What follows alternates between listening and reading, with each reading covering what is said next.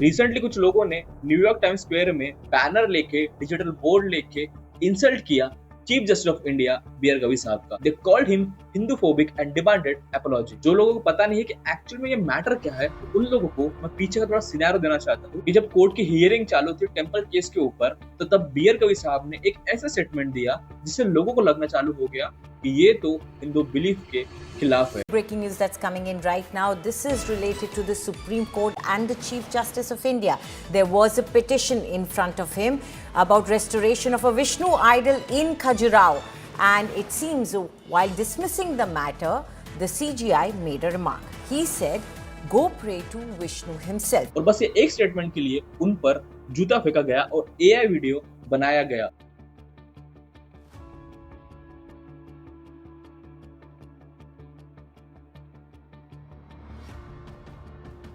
Means we can't imagine how shameless act this is कि कुछ लोग चीफ जस्टिस ऑफ इंडिया के ऊपर जूता फेंक रहे हैं, एआई वीडियो बना रहे हैं। अब देखो, सबके पास राइट है प्रोटेस्ट करने का, पर दूसरे कंट्री में जाके अपने इंडिया के चीफ जस्टिस को मॉक करना ये बिल्कुल भी सही तरीका नहीं है। अब इसी चीज से मुझे एक कोट याद आता है जो बाबा साहब ने दिया था, if Hindus migrate to other regions on earth, India caste would become a world problem. और ये कोड जो बाबा साहब ने दिया था वो कई हद तक इस चीज को रिप्रेजेंट करता है कि तुम अपना एक कास्टिस्ट माइंड लेकर दूसरे कंट्री में जा रहे हो। जो उनकी पोजीशन है चीफ जस्टिस, वो रिप्रेजेंट करता है सुप्रीम कोर्ट ऑफ इंडिया को, एक ऐसा इंस्टीट्यूशन जो रिस्पेक्ट डिजर्व करता है। और कुछ लोगों के वजह से ये सिर्फ इंडिविजुअल की इंसल्ट नहीं है, ये पूरे इंडिया की इंसल्ट है। ये सब चीजें करना तुम्हारे स्पेसिफिक रिलीजन के लिए प्यार नहीं दिखाता, ये एक हेट है एक इंडिविजुअल के लिए। अब उन लोगों के लिए मेन मुद्दा ये नहीं ऐसा स्टेटमेंट क्यों दिया गया, उन लोगों के लिए मेन मुद्दा ये है कि ऐसा स्टेटमेंट देने वाला एक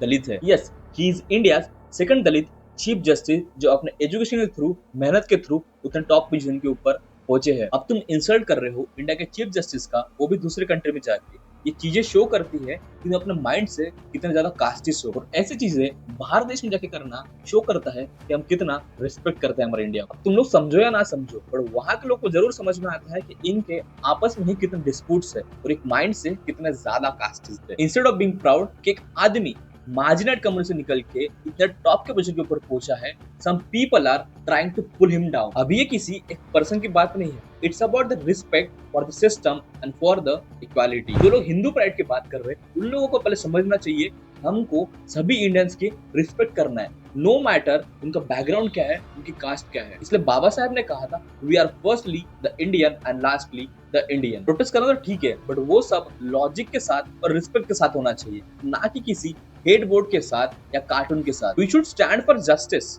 नॉट फॉर ट्रोलिंग। हमें ऐसे लोगों को सपोर्ट करना है जो कि सिस्टम में इक्वालिटी लाने की बात कर रहे हैं, ना कि उन्हें हेट करना फॉर डूइंग देयर जॉब।